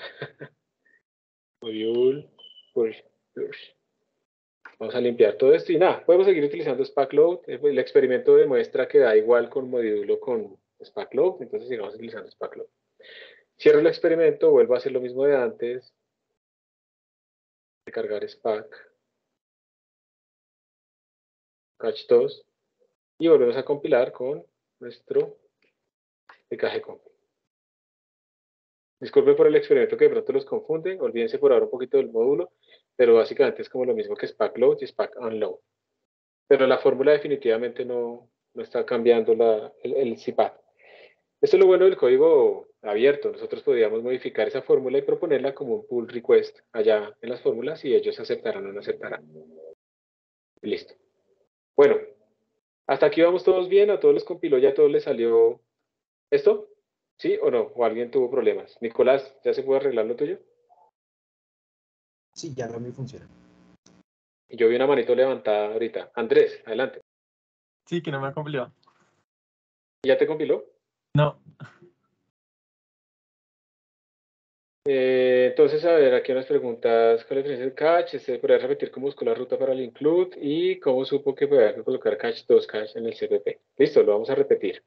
Y que esto de pronto le sirva a Andrés para revisarlo. Entonces, yo cargué Spack, ¿cierto? Hay una variable que eso sí todo el mundo pone siempre, todos los paquetes de Spack, que se llama cMake_prefix. Entonces yo lo que hice fue como ver el valor de esa variable.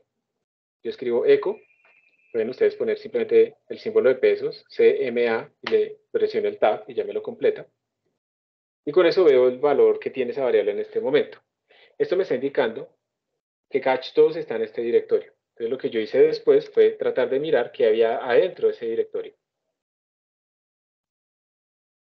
¿Sí? Entonces traté, copié y pegué. Y ahí adentro de ese directorio hay 3 carpetas. ¿Listo? Y si miro, por ejemplo, qué hay dentro de la carpeta include, miren que ahí está catch2. Y si miro qué hay dentro de catch2, ahí está lo que yo estoy buscando. Y lo que yo estoy buscando era este, catch.hpp. ¿Sí? Esto era lo que yo estaba buscando. Entonces ya sé que la ruta tiene que ser catch2 / porque es un directorio, catch.hpp. Por eso fue que pude modificar mi ejecutivo y saber que tenía que ponerle catch2 / catch.hpp. Entonces vamos confirmando. Andrés, tú ya... Sí, estoy viendo, a ver. Voy a probar con compilar. Simplemente es esto, ¿no? Catch2 /. Aquí decía codes. Hay que cambiarlo por catch2. ¿Está bien? Estoy viendo, un momento. Listo. Revísalo mientras tanto. Y la otra forma en la que uno sabe la ruta en la que están las cosas es utilizando pkg-config. Entonces, pkg-config, yo le puedo preguntar cuáles son las banderas, menos y flags, por ejemplo, para catch2. Entonces, él me dice, mire, la bandera que usted debería utilizar para compilar esto sería poner -i mayúscula y toda esta ruta. Pero como les decía, esta ruta cambia dependiendo del computador. Pues para compilar, lo mejor que yo puedo hacer es escribirlo de esta manera. ¿Sí? De tal manera que si lo corro en sus computadores, pues el pkg-config va a poder reemplazarme esta bandera larguísima por la que es correspondiente a ese computador. Porque pkg-config va a tener la información en esa máquina. Entonces, por esa razón fue que lo puse así, para no tener que escribir este -i mayúscula con toda esta dirección que va a cambiar. Y con esto pues ya compila. Entonces este es el segundo comando. ¿Cómo vamos con este? ¿O quieres compartir pantalla y miramos? Yo creo que es más rápido así. Estoy demorado. A ver, ¿cómo comparto? Sí. Samuel pregunta que si el símbolo pesos, sí, en la shell, en la terminal, se utiliza el símbolo pesos para acceder al valor de variables o el valor de comandos. Como aquí es un comando, lo estamos utilizando con...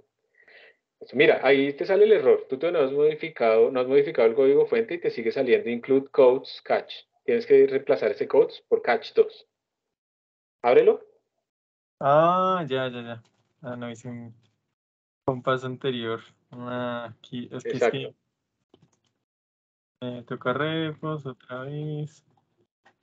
De hecho, tienes que salirte ahí de catch2. ¿Listo? Devuélvete por allá a repos, que es donde tú deberías estar.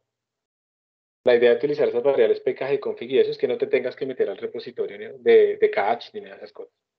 Sí. Eso, el 12 es.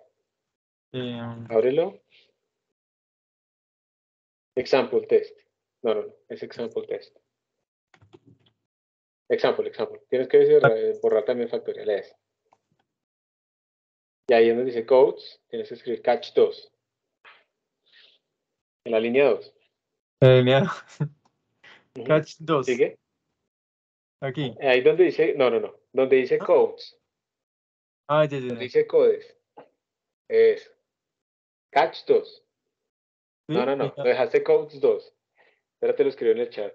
Donde dice Perdón. codes, eso se Perdón. tiene que convertir en tranquilo. Eso se llama pánico escénico. Catch 2. Y quita el codes.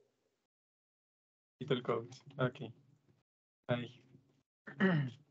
Eso. Y ahora sí compila. Ah, no, esto no es. Control RG más. Ah, ese control R. Control R se dice. Sí, ¿no?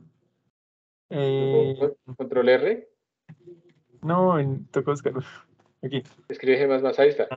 Ya por fin funciona. Perdón. Ya. Tranquilo. No hay problema. Mira que ya está compilando. Es normal que se demore. Esto se va a demorar. Es una librería template que toma su tiempo. Y ya lo puedes ejecutar. Punto slash. No. Eso. Punto slash a.out. Perfecto. Listo. ¿Quedó claro? Sí, clarísimo. Listo. Sigamos entonces. Dañémoslo. La mejor forma de aprender es dañar, ¿cierto? Entonces lo que vamos a hacer es, vamos a ponerle aquí un factorial, que factorial de 1 valga 0. Supongamos que eso es lo que queremos, ¿sí? Vamos a hacer eso, vamos a suponer que eso vale 0. Voy a volver a compilar. Obviamente eso no se va a cumplir. Entonces me va a salir un test que no funciona. Y voy a correr el comando. Entonces miren que inmediatamente él termina en la primera falla, pero me da mucha más información que, por ejemplo, como se preguntaba anteriormente, que un assert. Entonces me dice en exampletest.cpp, en esta línea 9, falló este test y la expansión es que factorial de 1 retornó 1 y usted lo está comparando con 0. Y al final pues me sale un reporte de test cases, cuántos se hicieron, cuántos assertions se hicieron y cuántos fallaron. Fállale primero. Si yo hubiera puesto esto al final, pues entonces hace estos 3 bien y el otro al final. Vamos a verlo y verá. Vamos a ponerle a esto 1 y vamos a bañar este y le vamos a poner un 1. Voy a volver a compilar, voy a volver a correr y ahora pues pasaron 3 tests, estos primeros 3 y falló 1. Entonces nos está diciendo que la expansión de esto es que nos dio este número, esto yo no sé qué será, que tal vez la expresión, no sé sinceramente qué es eso. Tal vez la dirección de memoria en el binario, pero ni idea. Esto fue con lo que estábamos comparando. Esta es la diferencia con el hacer. El hacer nos puede dar esto, la expansión. Y nos estaba haciendo también un reporte, que es la otra diferencia con el hacer, en donde nos dice cuántos pasaron y cuántos fallaron. Y eso es muy útil porque, pues, si simplemente me dice que falló algo, yo no sé si fue el último o el primero, pero con la línea más o menos me puedo ubicar, pero pues con esto tengo un reporte mucho más elaborado de las cosas.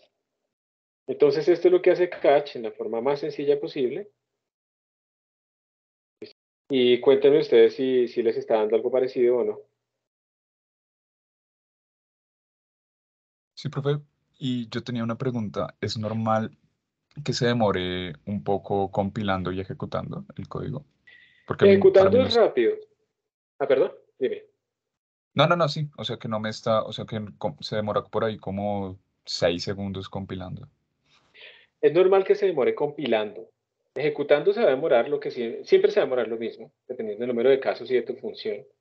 Pero la compilación sí es normal que se demore porque la compilación tiene que, como te decía, digamos, esta es una librería que utiliza estructuras avanzadas de C++, de templates y eso, que pena el bostezo, pero es que llevo toda esta semana en cursos desde las 4 de la mañana y en cursos hasta las 10 de la noche. Entonces estoy como cuando nacieron los niños y no dormía nada. Ya parezco casi un estudiante, ¿sí? Pero sin la juventud del estudiante. Entonces, volviendo al tema, disculpen el bostezo, es la compilación se demora porque esto utiliza templates, plantillas. Entonces el compilador está generando código para ti y eso se demora. Entonces sí es normal que se demore la compilación. Ya, sí, es normal. ¿Listo? Depende de la máquina, se va a demorar más o menos de la versión del compilador, etc. Vale, vale. No hay problema, no te preocupes. Listo, entonces digamos que esto es, digamos, la forma fácil de utilizar Catch, pero ¿cuál es el problema que tenemos acá? El problema es que aquí se está generando la función main directamente y yo no podría utilizar esta función factorial que está definida aquí adentro en otras cosas. Digamos que yo quiero hacer otra simulación donde quiero hacer una sumatoria, una expansión que necesita la función factorial. Entonces yo tendría que copiarla, pero pues si la copio no tiene sentido porque yo aquí estoy testeando a esta y en la copia no la estoy testeando y yo no sé si de pronto allá en mis códigos y las cosas que yo hago, yo cambio la de allá, dejan de coincidir y creo que la estoy testeando y no es eso. O sea, tengo código duplicado, eso es un problema. Por esa razón es que viene la modularización, ¿sí? Y la modularización implica que tengo que crear como varias cosas. Tengo que crear como una declaración, tengo que crear una implementación, entonces aquí vienen, esto digamos tiene una extensión .h, .hpp también, donde va la declaración. Esta va a tener la implementación, no solamente para una función, pueden ser varias. ¿Listo? Entonces, implementación. ¿Alguien me puede decir cuál es la diferencia entre declaración e implementación? La declaración es nada más el nombre de la función, lo que retorna, lo que recibe, y la implementación es ya el código que calcula las cosas en sí. Perfecto, exactamente. ¿Cómo lo hace, cierto? Que esto precisamente es lo que cuando uno distribuye software, normalmente la gente distribuye las declaraciones, pero no las implementaciones. Esas van como binarios, como objetos, .os. Esto es lo que yo hago, ¿sí? Esta es la forma de crear una librería. Y voy a tener dos ejecutables. Voy a tener un ejecutable que va a ser el main normal y voy a tener otro ejecutable también con su propio main, pero es para el testing. Entonces este es el main tradicional. ¿Qué pasó? Este es el main tradicional, ¿listo? Y este sería como el main del testing. Y claro, esto ya me está mostrando a mí que yo no puedo tener pues el testing mezclado con el uso de la función normalmente porque tendría dos funciones main. En el main normal, pues yo incluiría la declaración. En el main testing también debo incluir la declaración para que se sepa cómo usar la variable. Y cuando yo compile, es que yo debo linkear. Linkear quiere decir coger este código fuente y mezclarlo con el de acá. O cuando quiero crearle el de ejecutable, coger este código fuente y mezclarlo con el de acá. Eso es muy difícil, o sea, eso es imposible de hacer si utilizara todo en un solo archivo. Tengo que separarlo. Y eso fue lo que ustedes hicieron en la tarea, ¿cierto? Entonces vamos a utilizarlo directamente acá, pero como pueden ver la compilación de esto, pues se empieza como a enredar. Yo simplemente, pues ya por tiempo, les voy a mostrar, esto es lo mismo que ustedes hicieron en la clase. Vamos a mirar los códigos fuentes de esto. Factorial.h tiene simplemente la declaración. ¿Alguien averiguó qué significaba ese pragma once? ¿Para qué sirve? Tengo entendido que es como para que el encabezado como que no se propague en los otros archivos, algo por el estilo. O sea, como solo usarlo una vez. Algo así. Exacto. Básicamente, si yo escribo include factorial.h varias veces, no me va a generar error. Pero si tú no hicieras eso y tú hicieras el include factorial.h varias veces, si no tuvieras el pragma one, se va a incluir varias veces esta declaración. Y es como si declarar la misma función varias veces, es un error de compilación. Entonces uno simplemente le pone pragma one y al preprocesador se encarga de no meterla varias veces. Simplemente es eso. Profe, ¿y eso es lo mismo que poner los if-them y todo eso? Que son Exacto, como... sí, sí. Eso es horrible. Pues, esos son guardias de inclusión, pero por lo menos para lo que yo conozco en este momento, no es necesario. O sea, con Pragma Once es suficiente. ¿Listo? Vale. Entonces, esto es lo que tiene la función factorial.h. Este es el encabezado, simplemente ¿qué hace? Eso es lo que uno distribuiría. La función factorial.cpp es la que uno convertiría en binario para distribuir. Entonces, incluye a factorial.h y tiene la implementación de la función, ¿sí? ¿Cómo hace las cosas? Esta, por ejemplo, está maluca porque pueden ver que no está indentada y eso lo estamos evaluando, ¿cierto? ¿Cómo eran ustedes para corregir? Cflags. Cflags, pero eso es para compilación, pero para corregir la indentación. Clang format, clang format -i es lo que Bueno, toca sí, para poner. que sea in place, ¿cierto? Ajá. Factorial.cpp. Listo. Ya quedó bonito. ¿Ok? Entonces, bueno, tenemos la declaración, tenemos la implementación. ¿Qué más tenemos acá? Tenemos un main para factorial y tenemos un factorial test. ¿Qué tiene cada uno? De la función main, pues es una función que la usa, no que la testea, simplemente la usa. Entonces observen que es muy sencilla, o sea, aquí se desapareció la implementación que normalmente poníamos acá arriba, ¿cierto? Normalmente ponemos aquí la declaración y aquí abajo la implementación, eso ya lo sacamos a otros archivos. Aquí solamente está el uso de la función. Entonces aquí la llamamos. Tenemos eso sí que incluir la declaración para poderla utilizar aquí abajo, la función, y ya. Eso es todo lo que tenemos que hacer acá. La función main se simplificó un montón. Y la del testing, ¿cómo será? Como estamos utilizando catch 2, entonces, pues lo único que hacemos es incluir factorial. Si ven que ahora factorial está separado de las funciones main, y hacemos los mismos testing que teníamos anteriormente, ¿sí? Ahí no cambió absolutamente nada, solamente que ahora estamos testeando a factorial utilizando modularmente. Pero ahora viene una cuestión que es la compilación. Recordemos que hay dos funciones acá, dos archivos que tienen main, factorial main y factorial test. Digamos que yo voy a compilar factorial main. ¿Qué es esto? ¿Cuál es el problema? ¿Alguien sabe? Yo les digo. Lo que pasa acá es que nosotros, cuando hicimos este include, le dijimos, mire, factorial es una función que recibe un entero y retorna un entero. Pero aquí la estamos usando y no le hemos dicho cómo hace las cosas, solo cómo se llama, pero no cómo las hace. Y como la estamos usando, necesitamos saber cómo las hace.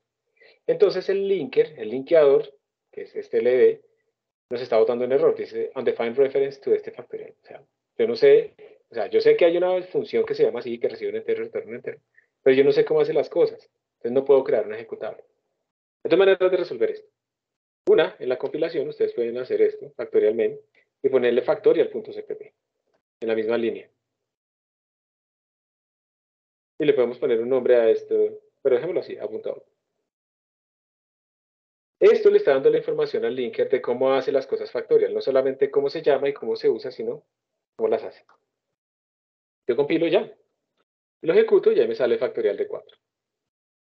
Pero si pensamos en un código masivo como el kernel de Linux, eso tiene 300.000 archivos CPP o 300.000 archivos C. Pues no tiene sentido escribir en la línea de comando 300.000 archivos. Entonces lo que se hace es la compilación modular. La compilación modular es crear objetos temporales, ¿sí?, que después podemos enlazar. Si yo hago eso, ya sabemos que no va a compilar, porque no puede encontrar la función factorial implementada. Pero si le pongo "-c", esto es lo que se llama realmente compilar. Miren que ahí no me bota ningún error y apareció un archivito nuevo que se llama un.o. Un.o se llama un archivo objeto. Básicamente es como la información de todo lo que yo tengo aquí en Factorial Main en binario, y yo puedo crearlo con cualquier tipo de funciones, tengan o no, con cualquier tipo de archivos, tengan o no la función main. Miren que si yo trato de compilar a la función factorial.cpp, va a generar un error porque me dice que no está la función main, que no existe, obviamente. Pero si le digo que lo haga con "-c", compila. Entonces aquí hay una cosa interesante. Este objeto y este objeto tienen información complementaria. Este objeto que tenemos acá sabe usar o implementa más bien, implementa factorial. ¿Listo? Tiene esa ventaja. Mientras que factorial main no. Pero factorial main tiene otra ventaja, que tiene la función main. Entonces ahora los vamos a unir, que fue lo que hicimos cuando compilamos los dos al tiempo, ¿sí? Vamos a unir los dos en una sola. ¿Y cómo se unen los dos en una sola? se escribe G++, le quitamos el "-c", que era un error que yo había puesto en el material. Le ponemos factorial.o, main factorial.o, y entonces nuestro linker ahora sí va a buscar, cuando vea factorial.main, va a buscar a la función factorial, que aquí está, y en factorial va a buscar la función main, que aquí está, entonces puede linkear. Y ahí ya linkeó y no hubo ningún error. Y podemos ejecutar. Pero esto es un montón de parámetros intermedios, ¿sí o no? Pero bueno, así es. También puedo hacer lo mismo, G++ menos C factorial test. Ese está mal, me toca corregirlo, entonces espérense. Ese lo debo tener acá. Bueno, no.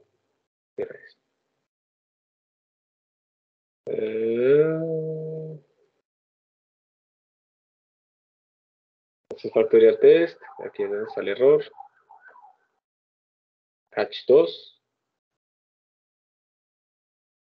Listo, vamos a compilar ahora sí. Dice que no está. ¿Cómo que me toca compilar ahí? ¿Cómo es la bandera? ¿Me acuerdan? Por favor. PKG, ¿qué? Config, pero ¿qué era lo que escribía? Menos ¿qué? Cflags. De flags. Y ya, ¿cierto? Catch 2. Ah, menos flags. Y me toca ponerle aquí catch 2. Demora un poquito. Entonces miren que ahora tenemos 3.2. Entonces, a ver, vamos a hacer la permutación. Si yo hago esto, estoy creando un ejecutable para main. Lo ejecuto y ya me sale el factorial de 24. Pero, miren, si yo hago esto, ahora estoy enlazando con el main, pero del test. Si yo ejecuto, ahora me salió fue el test. O sea que dependiendo con quién enlace, miren que el factorial es común entre ellos. Obviamente eso no cambió. Factorial es común, pero dependiendo de con quién enlace, produzco cosas lógicamente diferentes. Pero otra vez, pues esto es un enredo tenaz, hacerlo todo a mano, entonces para eso están los makefiles. Entonces en el makefile que está aquí de ejemplo, ustedes pueden ver que por defecto se crea el factorial main.x, o sea, el main normal, pero si yo quiero utilizar los tests, pues puedo crear el factorial test.x. Aquí se le enseña al makefile cómo producir cada uno de esos objetos, entonces el factorial main depende de factorial main.o, mientras que el factorial test depende de factorial test.o. ¿Sí? Básicamente son muy similares, incluso uno podría reemplazarlos con una sola regla. Y después aquí le estamos enseñando cómo construir los puntos X a partir de los puntos O a partir de los CPPs y cómo limpiar todo. Vamos a mirar eso en funcionamiento. Entonces, make clean. Quedó limpio todo. Bueno, no borré la puntuado. Le vamos a decir make solito. Entonces miren que él hizo G++ menos C factorial, G++ menos C factorial.cpp. Luego creó el ejecutable y pues ya podemos ejecutarlo sin ningún problema. Perfecto. Pero ahora le puedo decir make test. Y ahí falta algo, ¿no? Nos toca arreglarlo.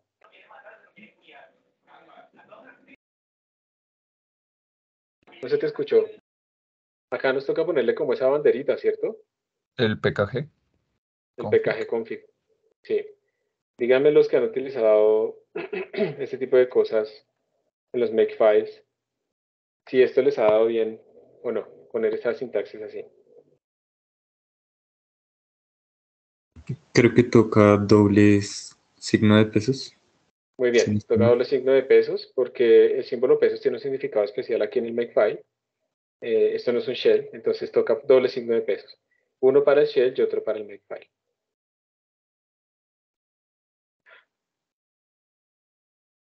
Aquí no funciona esto. Vamos a ver si sí cambió.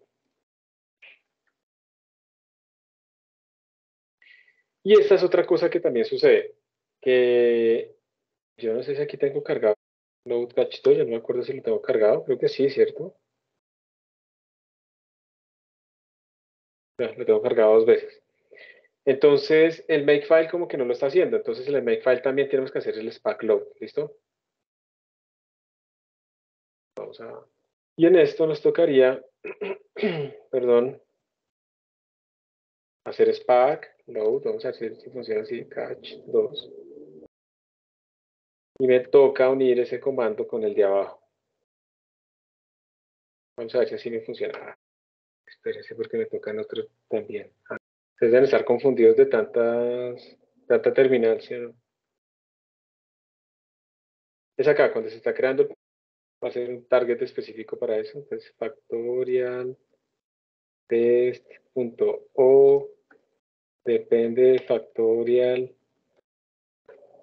test.cpp, perdón.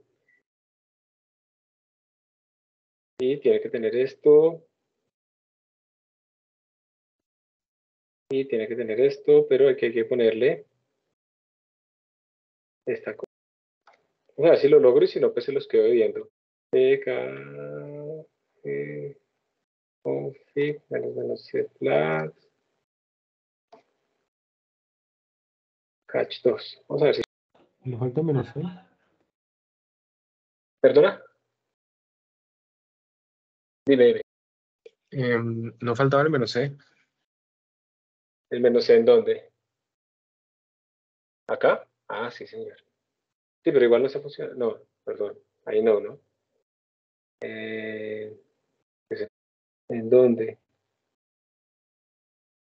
Se me perdió lo que había. Factorial Sí, test. sí, ¿Perdón? Factorial test. Sí, ya lo arreglo. Otra vez. pkg config menos c flags. Último intento que se nos acabó el tiempo. Catch 2. Y aquí es test. Listo. Listo, un expected token, C++, en catch 2, G++. Me gustó esta línea. Vamos a ver si esto funciona así. Bueno, ya es cuestión de sintaxis. No, me toca mirar bien cómo hacer para que funcione, digamos, dos comandos seguidos acá. Pero la idea es esta, ¿sí? Déjenme, yo les arreglo el makefile ahorita, seguramente profe, se una enamoran. pregunta. Dale. Source, la parte de source, ¿no toca hacerla dentro del makefile? O sea, para poder Tienes utilizar razón. Spark, así como es como una shell, creo que Claro, aparte, ¿no? claro, él no sabe qué hace Spack. ¿Dónde está Spack? Exacto. Entonces, Y además se está pegando un comando con el otro. Sí. Bueno, voy a arreglar este makefile, se los envío ahorita. Pero entonces la idea es que esto lo tenemos que modularizar, precisamente. Miren, voy a hacer una trampa solamente para que funcione en este momento, ¿listo? Config, ¿tá?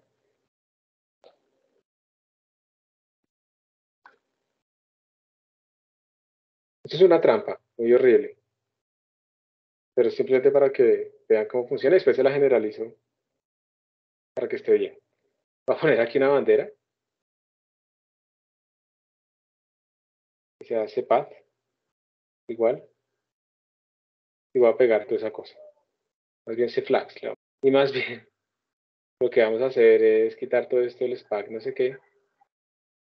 Después lo arreglo para que a ustedes les funcione. Voy a quitar todo esto. Aquí simplemente le vamos a decir que compile con. Lo vamos a quitar. Y vamos a decir también aquí que compile por defecto con cflags. para usar variables no toca utilizar paréntesis o algo así. No, acá no es necesario. Como es solo una, no es necesario. Ah, para el valor. Sí, para hacer. Sí, tú podrías ponerle valores, pero no, digamos que no es obligatorio, pero sí es una buena costumbre. Ah, ok. Yo lo voy a poner así con esta sintaxis que parece la de Shell. Listo. Bueno, vamos a ver si ahora sí, si no, pues hay que saber cuando uno pierde una batalla, ¿sí o no? De pronto la falta de comida y de sueño. La privación de sueño está declarada como tortura. A ver. Ahí se está demorando. Eso es lo que esperábamos. Ahí compiló. Miremos qué fue lo que creó. Creó el factorial.o, el factorial test.o, pero se murió fue cuando estaba creando el ejecutable. Porque yo le borré algo. Es que yo no entiendo qué está pasando con esta edición.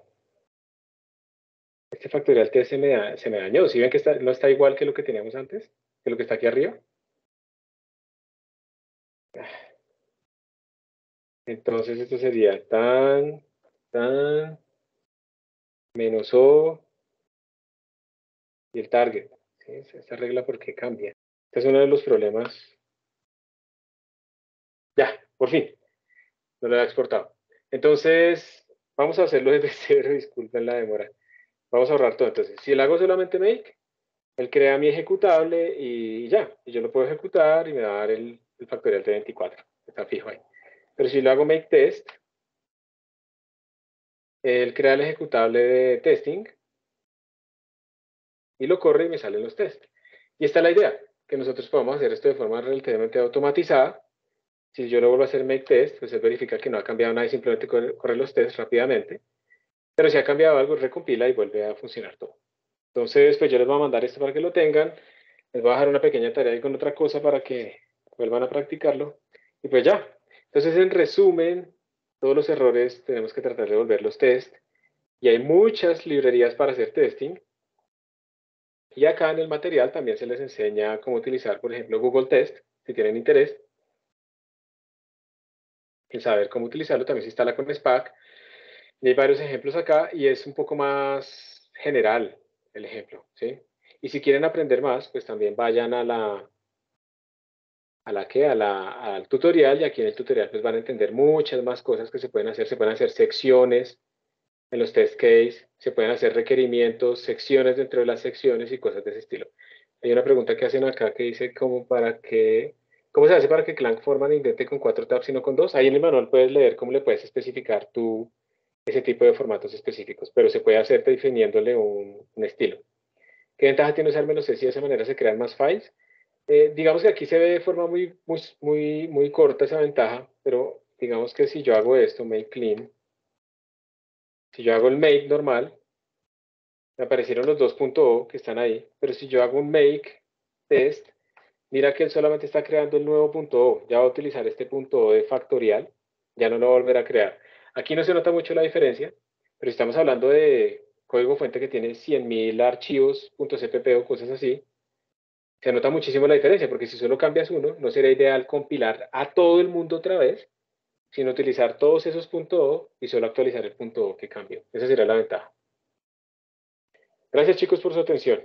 Un feliz fin de semana. Nos vemos la próxima semana. Listo, gracias, hasta luego. Hasta luego. La próxima semana vamos a ver profiling. Vamos a empezar a medir en dónde es que se gasta más tiempo.